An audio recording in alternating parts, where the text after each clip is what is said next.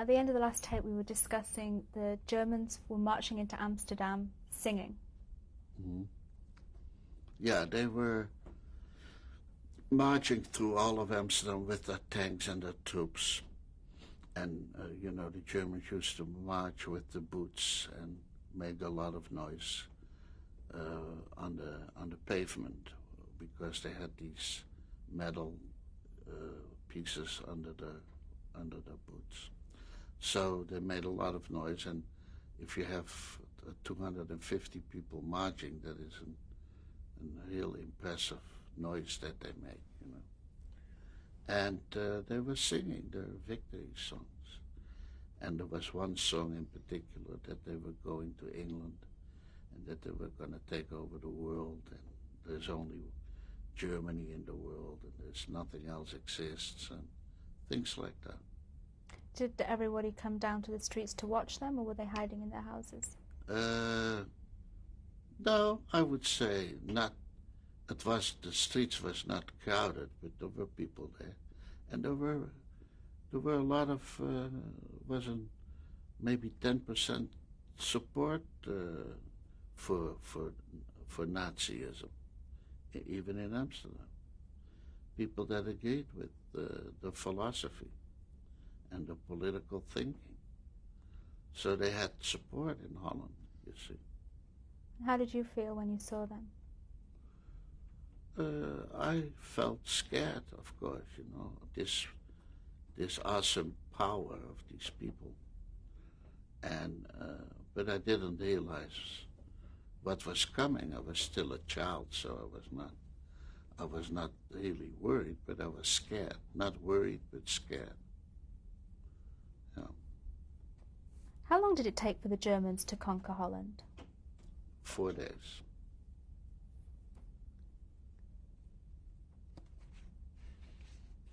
At that point, what was the response of the Dutch and the Jewish community to the Germans?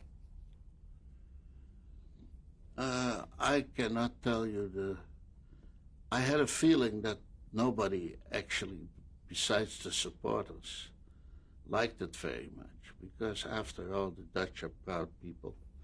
Somebody comes marching into the country, they don't particularly enjoy that. They resent that. So I don't think that the welcome was all that good. But, as time goes by, people adjust their lives, and they go with the flow. What about the Jewish community? The Jewish community was devastating. But there were a few Jews, unfortunately, that betrayed the Jewish people. A couple of people come to mind. One was a professor at the university. His name was Cohen. We called him Professor Cohen. And the other man was a very wealthy man that had a big diamond factory in Amsterdam. And his name was Mr. Bram Escher, A-S-H-E-R. And what did they do? They started on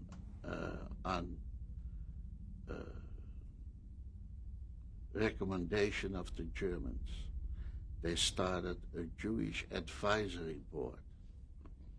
And what they, in essence, advised the Jews is to go calmly and peacefully. Nothing is going to happen to you. And they registered all the Jews and for an orderly deportation. And they were fully an arm of the deportation process. And these people should have never lent themselves to do that. It's awful for a Jew to lend yourself for the destruction of your own people. Do you know what happened to them? Yeah, funny enough, not funny, but as a matter of expression, strange enough, I eventually wound up being with the Diamond Group. And that happened because on the day of the German invasion in Holland, on the day that the Netherlands capitulated, I was fresh with my end. I hit my end on her breast. And that led for my dad and my uncle, her husband, to get in a big argument because everybody's nerves were on an edge. And my father decided that night that we move out that night. And when we moved out, my father first stopped at one of his brother's house. And I waited downstairs, and he came out, and he said, we can't stay here because they have problems with room for their own family. We go to another uncle.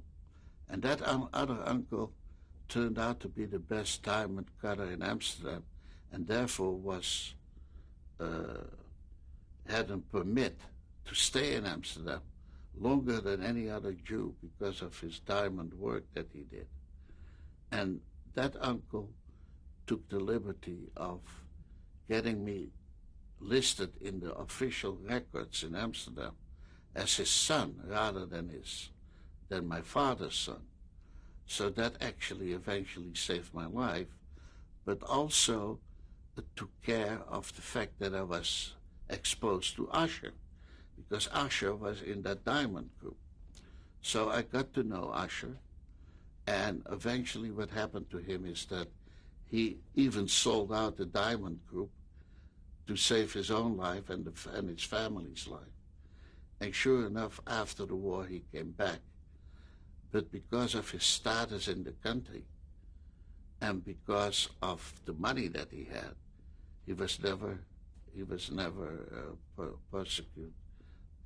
prosecuted after the war, and he died a natural death in Amsterdam.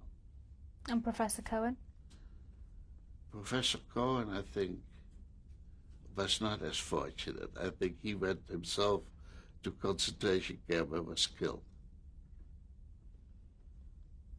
Was there a ghetto in Amsterdam?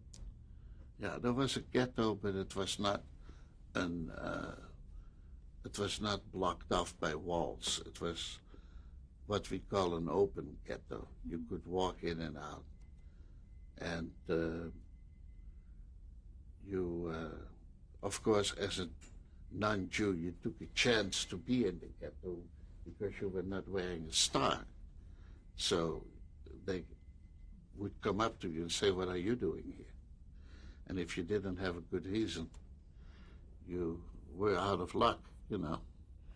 Actually, I want to backtrack 1 minute. When the Germans came in, how quickly after they came in did they start passing any anti-Jewish laws? Immediately. The first law was that we could not go in certain establishments, and it had simply a sign in black letters that said, "Prohibited for Jews." And these establishments were obligated to put that on the door and the window. So when you walked along the streets, you saw hundreds of signs, "Prohibited for Jews." That was the very first order. What shops were these? Huh? Were they shops or theaters? Shops, theaters, cafes, and there were a few that said only Jews, allowed only for Jews. That was the balance. And so that was the very first move. They went step by step. They were very clever because they already had one problem with the Amsterdam people. So they wanted to introduce it in a very mild way. The next thing they imposed on the Jews was a curfew. We had to be in at 8 o'clock. The next thing they imposed was that we have to deliver our radios and bicycles. We had to go and give up our radios and bicycles. So from that moment on, if you had a radio or a bicycle, you were illegal. You were doing illegal things. Then we could only go on the streetcar between 3 and 5. The rest of the day, the streetcar was prohibited for us. Then they started giving in the mail orders that you had to come and register yourself for working camps, that your name had come up for the next person that is to be qualified for the working camp, which turned all out to be concentration camps. And it was a slow process until finally they just came to the neighborhood and got you out of your apartment and put you in trucks or made you walk to the gathering hall, which was a theater, an old theater where they put the people sitting in the seats of the theater, sometimes for a week before they had a transport that was big enough to get us to the train and to send us away. And the train station where they were doing this was maybe an hour walk from the theater, so they would gather up and let all the people, kids, old people, they all walked up to the railroad station and were first transported to a camp called Westerbork, which was a holding camp where you would go until you were sent on to Germany or Poland. What was the name of the theatre? Do you remember? Yeah, at the Hollandse Schouwburg. Hollandse Schouwburg, which means in English the Dutch showplace. You mentioned before that about the yellow star. When did the Germans introduce the wearing of the yellow star? I think that it was actually the second order after the prohibited for Jews, the prohibited for Jews deal. And you had to go to a certain location in your own neighborhood that was listed, where you could recommend, where you could ask for a certain amount of stars. How much do you need? I need 10. They gave you 10. How much do you need? I need 5. They gave you 5. And put your name in the thing that you picked it up. So they had all the time control of who is who and what is what. Do you remember how you felt the first time you had to wear your yellow star? Actually, I felt good about it because everybody in the neighborhood was wearing one. So I was proud that I was wearing one myself in the beginning, not realizing what really went down, But it was kind of fun to have this style. Other people didn't have it, So kids react differently to things, How was your father reacting at that time?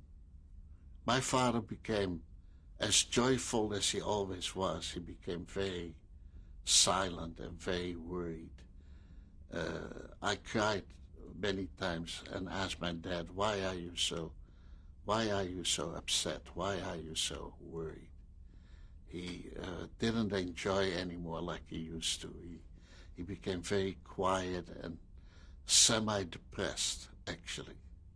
He took it hard. My father took it hard. Was he allowed to work still? No, there was no need to go to work because his quota for the goods that he was supposed to get on his quota, they were worth a fortune. So he didn't have to go. He didn't have to work anymore to sell it. They came to him to buy it. So he was not. It was not necessary, and he became involved with a lot of Jewish guys in the neighborhood into gambling. There were a lot of gambling houses in the neighborhood. They had to get out of the misery somehow, and they were not working, and they had very little movement where you could go. So a lot of gambling houses sprung up where people were actually gambling.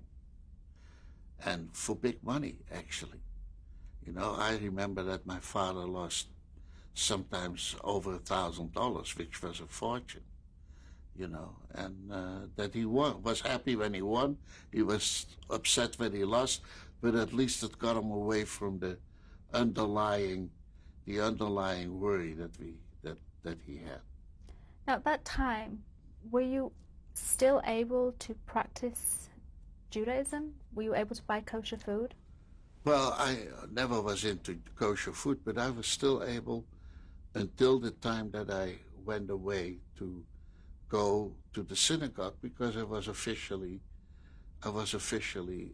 permitted to stay in Amsterdam. I had a permit. So when they say, stop, can I see your permit? I could show my permit that I had an official permit. So within the Jewish section, I was free to walk anywhere I wanted.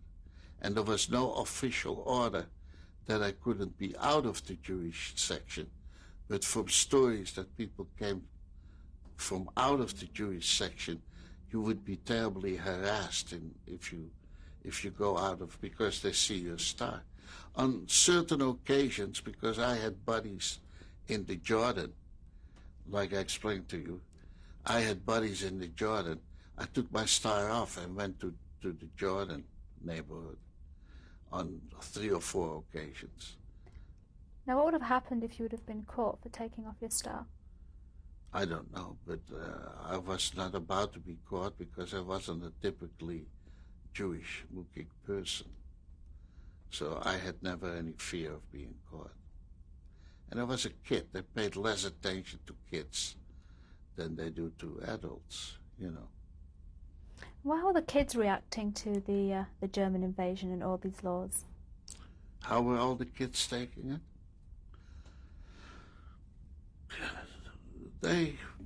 It gave certain opportunities. We had more money. Our parents gave us pretty well all we wanted. So we were all going to see movies in the Jewish theater.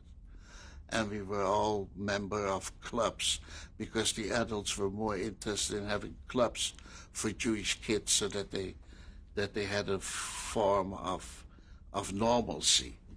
And there were some big entertainers in Holland that put together 2-3 different clubs, which were called the Children Paradise. And I was a member of the Children Paradise. And so as far as that is concerned, that period was not so terrible for children, you know. It was only terrible when you got home and the adults had heard the news and there was a new order. The order not to go in the street after 8 p.m. hit people very heavily because it limits you totally when you can't go out after 8 p.m. What year was this? 41. And at that point, did you know how the Germans or how the war was going? Yeah, we all the time knew how the war was going because we had an illegal radio and we listened to the BBC. And there was a program on the BBC that says, Radio Nederland, the voice of fighting Holland. And that came from London on the shortwave.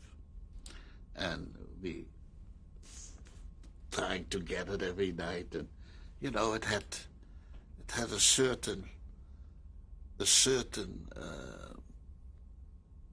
activity that got priority to normal life.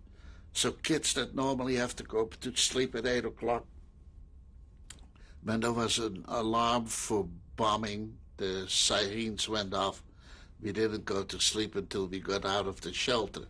So life was, out of a kid's point of view, not all that bad, because all the time there was action. There was no more just boring, eating, do your homework and go to bed. It was a whole new adventure for children, you know. And that is how a child looks at it, you know. That is how I looked at it. At this point, had the deportations begun?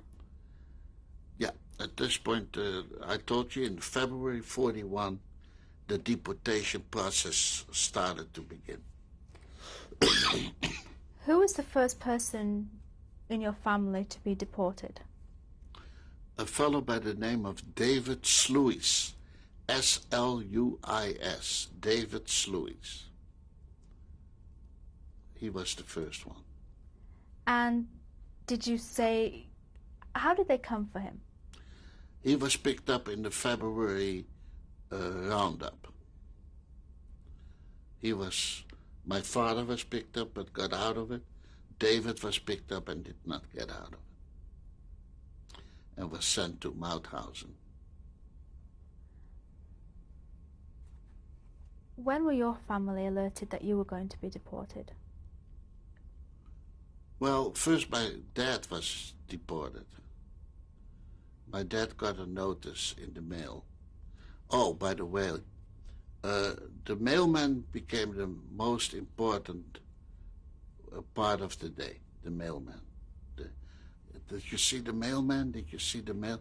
The mailman became the king of the neighborhood. Everybody was after, because he had the mail that you had to go on deportation.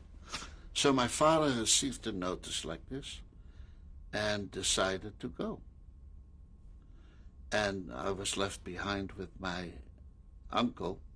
You will see his picture later on in the program. And my aunt and my cousin. So tell me, how many days after the notice came did your father have to leave?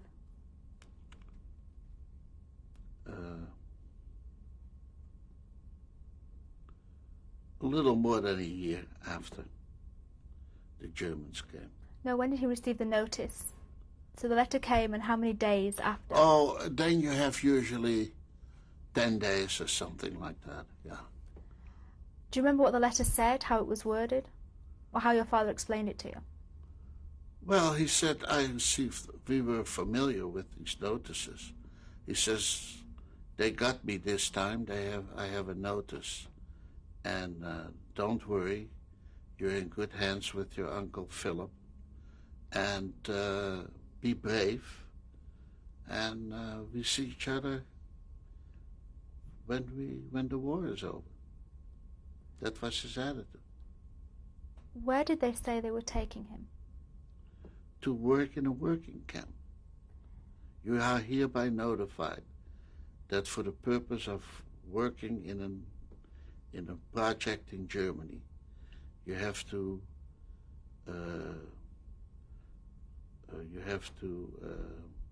present yourself at 6 o'clock on such and such a day at the Hollandse Schouwburg. Bring all your bring warm clothes and this and that and a list of things that you should have. That was it. Did you go with your father to the station? No, you couldn't go with, no. My father said goodbye right at the place where we lived. And he went downstairs, and that was the last time I saw him.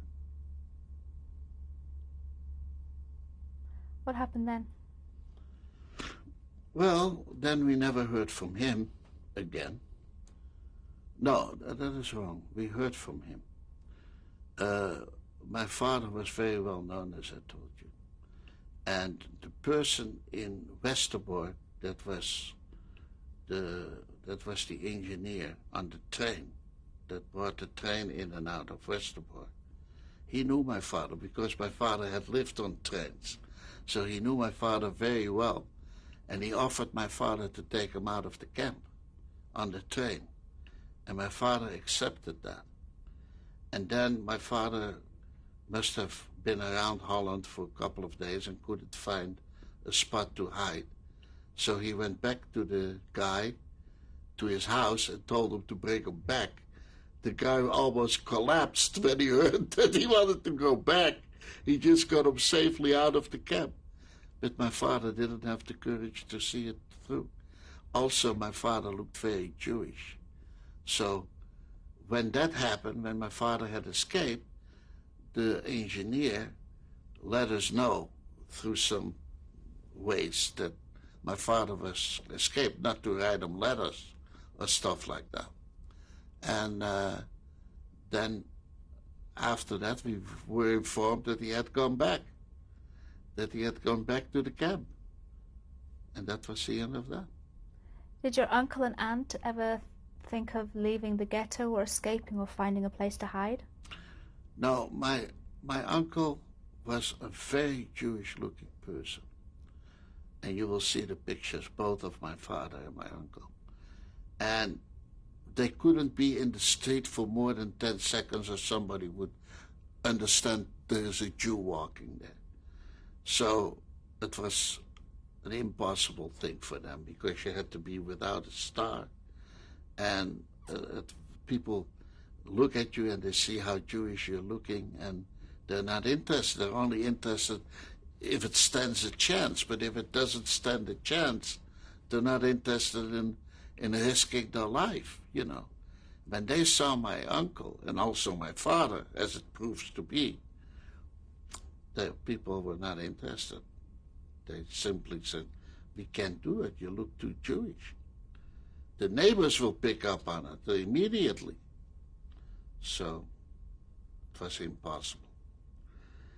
It was impossible. And the help in Holland was a lot less than the propaganda, because the figures, thank God here in the United States we go by figures.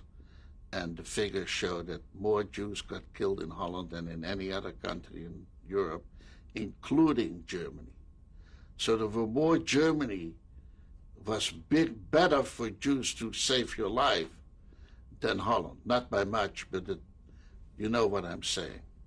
So it's strictly absolute lies that Holland tried to help anybody. They had a big movement to try to help the children, and that was only on account of the fact that they wanted to make Christians out of them. And that was about the extent of it. So to think that you could escape, and especially if you didn't have the resources to keep yourself afloat, was non-existent. Non-existent. Besides, you couldn't just go in the street and approach anybody. You never know who the German sympathizer is. So my father probably thought it over. If I get caught, I may have to turn in the engineer, because they beat you up and you know what they do. And he didn't want to take the risk to have to turn in the engineer. So he went back. How long after your father was deported were you deported? 2 years. So during that 2 years, what was life like in Amsterdam? Well, it was very dismal because more and more people were leaving, and to a point where in a street where probably were 1,500 people living on the block, from both sides of the block, we had maybe less than 100. So it was very dismal. All my friends were gone. Stores were closed. It was like a cemetery. It was very dismal, very depressing, very unpleasant. It was like you heard voices that were no longer there, you know. It was not a pleasant experience. Did you hear rumors about what was happening or where people were going? Did I have an idea where people were going? No. No idea. No, I never heard in Holland about Auschwitz or terrible things about the camps. At that time, that was not known. That was not known by the population at large. It was not known. Okay, we're just about to change the tape.